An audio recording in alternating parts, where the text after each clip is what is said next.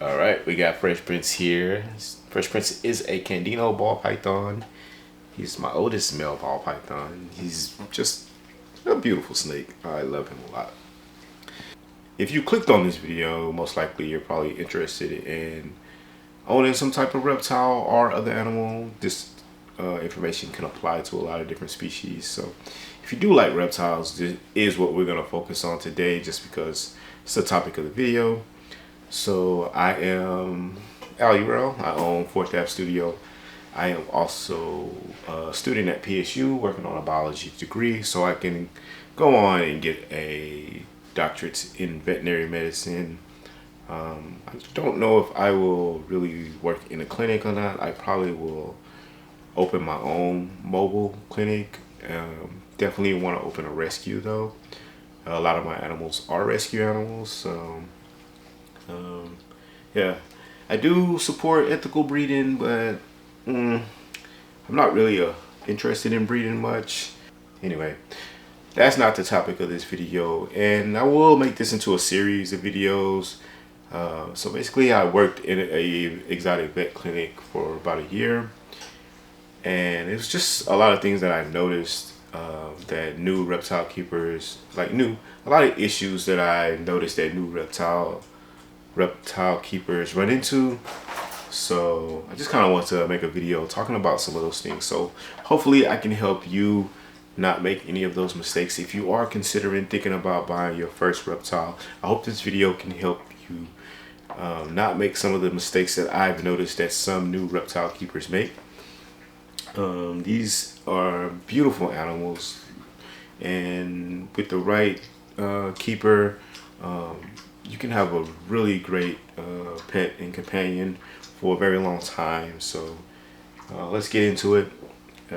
Yeah, I would say for reptiles, the number one thing that I always seen in the clinic, every time, never fails, is not providing them with proper heating, humidity, or just overall horrible husbandry.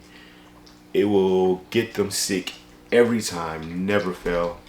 I've seen it 1,000 times, and most of the time it's just lack of doing research on the species that you have.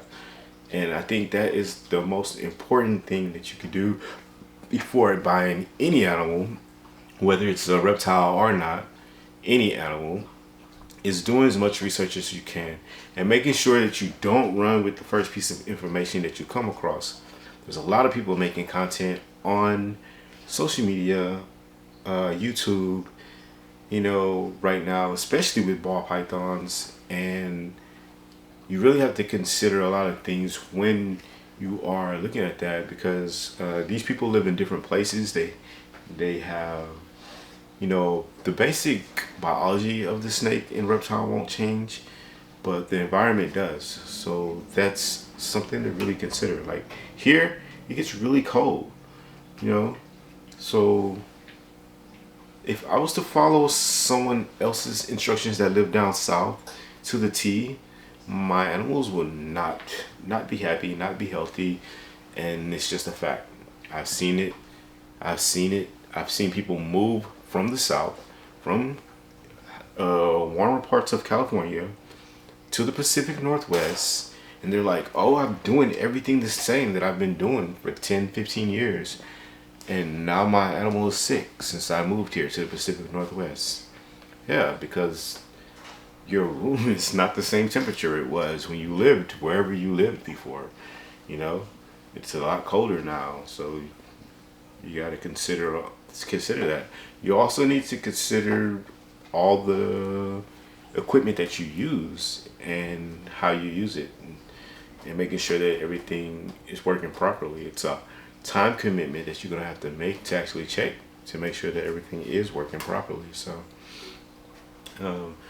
never fails, always, that reptiles will get sick if they are not provided with the right temperature and humidity for their species. There's no way around it. They cannot control their body temperature. So if that's not being provided for them, they are not going to be healthy. They're not going to be happy, and they're going to get sick. And if you are a responsible person, you're going to take them to the vet, and you're going to have to pay the bill, which is going to be expensive because they have to do diagnostics. Even though we know your animal is sick, it has a respiratory infection, we can look at it and tell, right? For most species, there's only a couple of things that you could give them that's going to help them, right? So a doctor might look in Fresh Prince's mouth and see his mucus glands or his saliva is just not looking right? We might hear a little bit of wheezing. She's going to be like, oh, he definitely has possibly a respiratory infection. She can easily subscribe. She can easily prescribe him an antibiotic shot, right? And call it a day.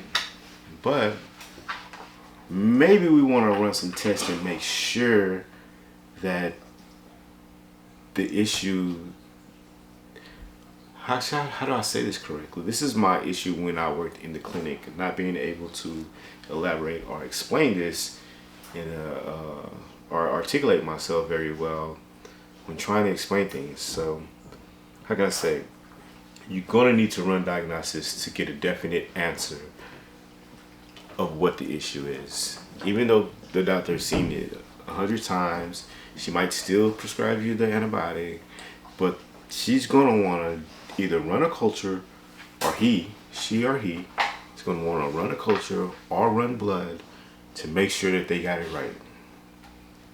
And that's just a fact. It's just a fact, right? Then there's other issues, like if your animal gets sick, there might be some other things going on. If it's not like a respiratory infection, right? Maybe something else is going on, and maybe they need to get x-rays. Can you imagine trying to get this animal or a lizard to stay still to take an x-ray of a particular area, right? Let's say he ingests something from his substrate, because I fed him in his enclosure, which I do now, very carefully, and I use substrate that is not a risk of causing impaction. So let me just be clear on that. I've done my research and I use substrate, and I will make videos about that, but this video is not about that. But this is something that happens with reptiles and frogs. They end up swallowing something like a rock or something that they can't pass, right? So before anything can be done, any kind of surgery, any kind of attempt to remove it, the doctor's going to need to take an x-ray, because we need to see if it is moving, it's just moving slow, or did it cause any damage somewhere, you know? Before they want to cut into the animal, they're going to want to look at it through digital images by x-ray. That's expensive. There's no way around it, right? There's maybe like some emergency clinics or low cost places where you live, but I don't know, there's not many exotic clinics around in the world, like in America at least. So I don't know where you live. I know a lot of people, even in other places that I've talked to, they said they've had to drive really far just to get to a vet that could, you know, take care of their species or animal that they have. So something to consider. I think my dog needs to go out, so I'm gonna take her out for a second and come back and we'll finish the video. Alright, we back. I put Mr. Fresh Prince away, but you know, all the other animals are asleep right now except for my turtle and my beardy. My frogs are up, but they're not really animals that I would want to just handle for this video. But anyway, we were talking about, you know, taking the animals to the vet, them doing diagnostics, x-rays, blood work, things like that, which kind of leads me into my next topic, which is you bring your animal home and you're going to want to set up an enclosure for them, and it's going to be very important for you to do your research on your particular animal and what type of husbandry they need. that includes the substrate that they're on. There's going to be a lot of options out there. You're going to go to the store, you're going to see a lot of things labeled for reptiles, for amphibians, for whatever it is, right? You're going to see pictures of all these different reptiles on the bag. And a lot of these substrates are just not great for your animal. So it's going to be very important for you to do your research, like talk to people that are very experienced with different species. If you do have a vet, like consult with your vet and ask them to give you some, recommendations. They're gonna probably want you to have your animal come in for a wellness exam before they give you any kind of recommendations. This is pretty standard. I know a lot of people get upset at vets for this because they feel like it's a money grab, but it's important. It's important. It's really important, and I can't stress that enough. Which kind of leads me to my next point. You go out and you buy this animal. You go to a reptile show or you go to a pet shop, and you purchase this animal for a couple $100 maybe, and then you bring it home. You set it up. You put it in its enclosure. Then this animal gets sick, and then you have to take it to the vet. So now that your $300, $400 purchase turns into a $1,500 purchase, because you have to pay the vet, you have to buy medicine, and all those things are going to cost money. So this is very important for you to be prepared for that, at all stages of this animal's life.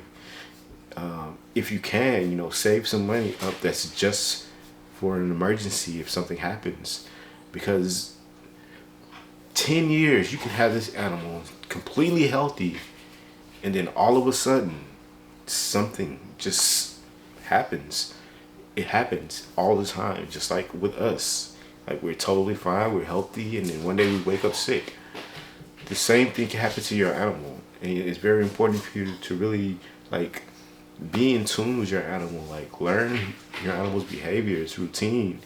You can't just put it inside this enclosure, leave it, feed it, give it water whenever you feel like it needs it. No, you need to be checking on this animal regularly. Maybe you don't need to pull it out of its enclosure every day, but you need to be in tune with what's going on and how it's behaving. When's the last time that this animal had a bowel movement? How are you treating this animal's water?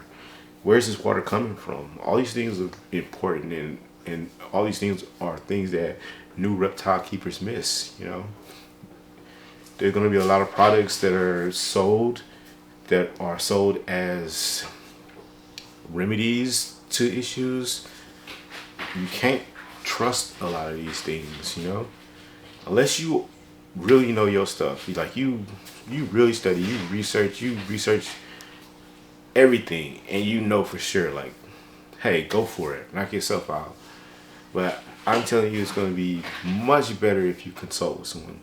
And there are places that are not vets that do have a lot of experience. If money is tight, at least go talk to them. For example, here in Portland, there's a reptile shop called Hiss. They do kind of checkups on animals and stuff like that at a lower cost. I would say if money's tight, go to someone like that and consult with them.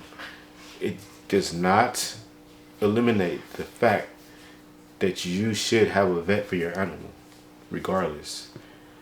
No matter how much experience or knowledge they have, a vet is going to have access to things that they won't have access to. They're going to have knowledge that they won't have just based on experience. These people went to school for years. They studied different scenarios and different organs and different things in biology, different topics in biology, and different animals. And I just can't stress this fact enough. Establish care with a vet that is familiar with the species that you want to have. We touched on temperature. We touched on husbandry. We touched on having an emergency fund. All these things are going to prepare you for success down the long run. So this is going to be a series of videos, and I will go more into depth with different species that I have knowledge of, that I keep, based on experiences that I've been through, things that I've seen, and like really hope that you know, come back, watch another video, and hopefully I can provide you with something that sets you up for success. Thanks for checking out this video, and I'll see you in the next video. Peace.